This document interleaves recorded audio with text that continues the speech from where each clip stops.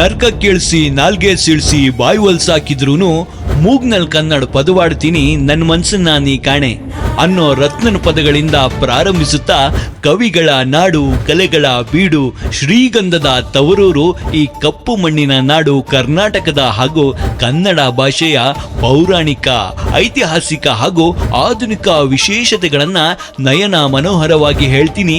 ನನ್ನೆಲ್ಲ ಕನ್ನಡದ ಕಣ್ಮಣಿಗಳಿಗೂ ಪ್ರೀತಿಯಿಂದ ಕನ್ನಡ ಡಿಂಡಿಮ ಚಾನೆಲ್ಗೆ ಸ್ವಾಗತ.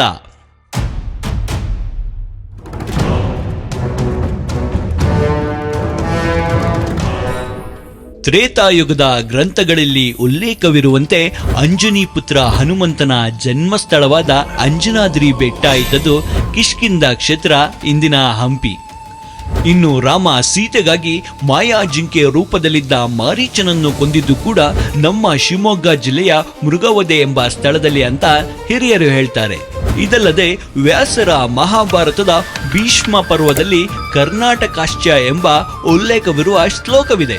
ಧರ್ಮರಾಯನು ರಾಜಸೂಯ ಯಾಗದ ಸಂದರ್ಭದಲ್ಲಿ ಕರ್ನಾಟಕ ದೇಶಕ್ಕೆ ಸಹದೇವನ ಮೂಲಕ ಆಮಂತ್ರಣ ಕಳಿಸಿರುವ ಉಲ್ಲೇಖ ಉದ್ಯೋಗ ಪರ್ವದಲ್ಲಿ ಕೂಡ ಇದೆ. ಪಾಂಡವರ ಗಜಪಡೆಯ ನಾಯಕ ಮಲಯಾಧ್ವಜನ ದೇಹದಿಂದ ಕರ್ನಾಟಕದ ಶ್ರೀಗಂಧದ ಸುವಾಸನೆ ಬರುತ್ತಿತ್ತು ಎಂದು ಕರ್ಣಪರ್ವದಲ್ಲಿ ಕೂಡ ಉಲ್ಲೇಖವಿದೆ.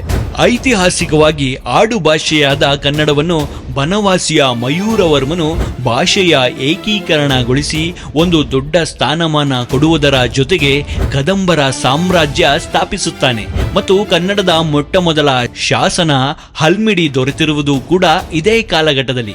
ನಂತರ ಅಖಂಡ ಭಾರತವನ್ನು ಆಳುವುದಕ್ಕೆ ಬುನಾದಿ ಇಟ್ಟವನು ನಮ್ಮ ಕನ್ನಡದ ಇಮ್ಮಡಿ ಪುಲಕೇಶಿ. ಮತ್ತೆ ಈ ಕನಸನ್ನ ನನಸಾಗಿಸಿದವನು ರಾಷ್ಟ್ರಕೂಟರ 3ನೇ ಗೋವಿಂದ. ಮತ್ತು ಕನ್ನಡದ ಕಾವ್ಯ ಗ್ರಂಥ ಕವಿರಾಜ ಮಾರ್ಗ, ಗದ್ಯ ಗ್ರಂಥ ಒಡ್ಡಾರಾಧನೆ ಬರೆದ ಅಮೋಘ ವರ್ಷನೂ ಕೂಡ ಕನ್ನಡದವನೇ. ಮತ್ತು ಯುನೆಸ್ಕೋದ ಹೆರಿಟೇಜ್ ಕೇಂದ್ರವಾದ ಬೇಲೂರಿನ ಚನ್ನಕೇಶ್ವರ ಹಾಗೂ ಹಳೆಬೀಡಿನ ಹೊಯ್ಸಳೇಶ್ವರ ದೇವಾಲಯಗಳು ನಮ್ಮ ಹೊಯ್ಸಳರ ಕೊಡುಗೆ.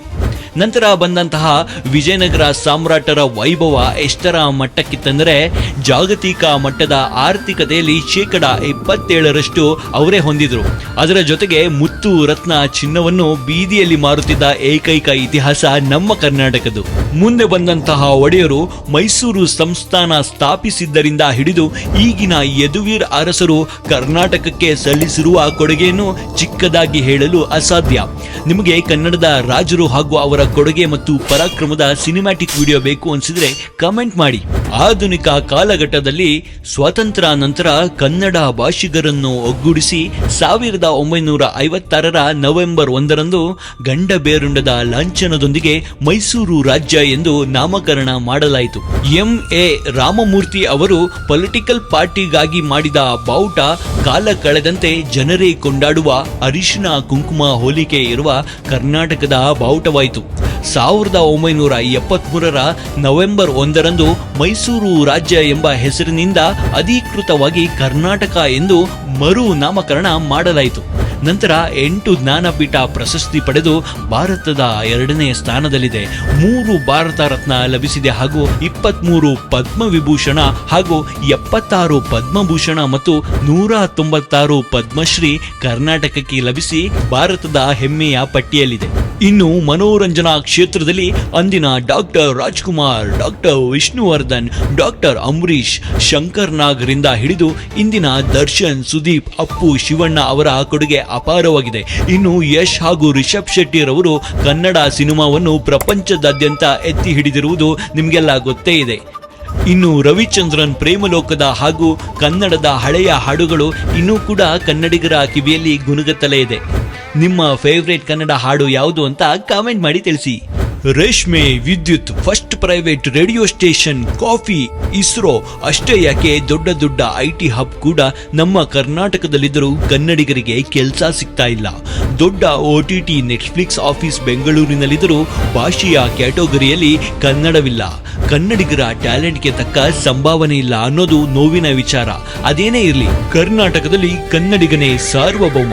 ಹುಟ್ಟಿದರೆ ಕನ್ನಡ ನಾಡಲ್ಲಿ ಹುಟ್ಟಬೇಕು, ಮೆಟ್ಟಿದರೆ ಕನ್ನಡ ಮಣ್ಣನ್ನು ಮೆಟ್ಟಬೇಕು. ನಮ್ಮ ಮಣ್ಣಿನ ಬಗ್ಗೆ ಎಷ್ಟು ಹೇಳಿದ್ರೂ ಕಮ್ಮಿನೇ.